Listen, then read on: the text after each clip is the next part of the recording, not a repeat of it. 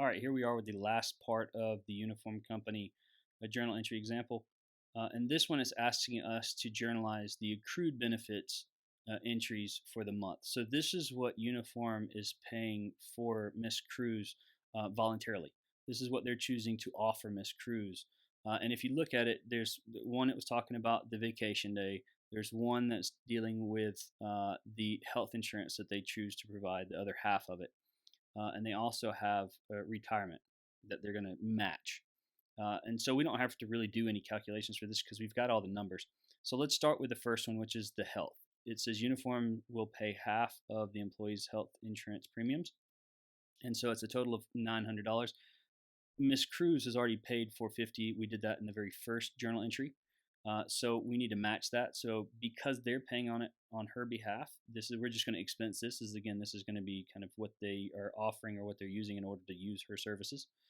So it's going to be health benefits expense. We're going to start with that one. So 131 health benefits expense of 450 because they're going to pay the half of it.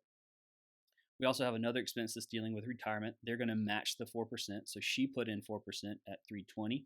So they're going to match it. So we're going to call that retirement benefit expense of 320.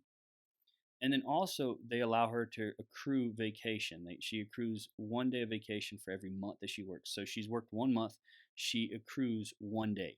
Well, how much do they need to put back for that 1 day? Well, it says in the second line that she makes about $370 per day. So that's what they're going to put back for her to use when she does want to take a vacation.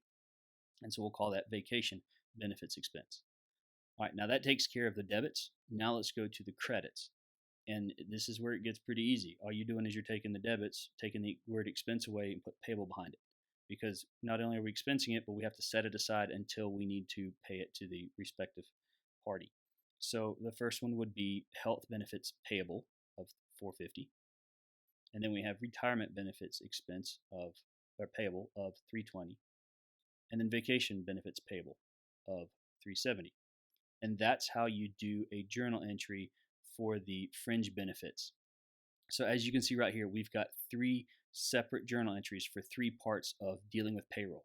You have the first one, which is the payroll for the employee side of it, what they have to pay on their own behalf.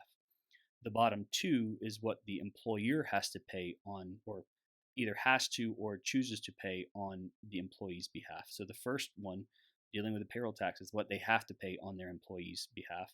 And then the bottom one is what they choose to pay. Those are the fringe benefits. So that's how you do a complete payroll tax example. Hopefully this made sense. If you have any questions, please leave them in the comments below. You all have a good one.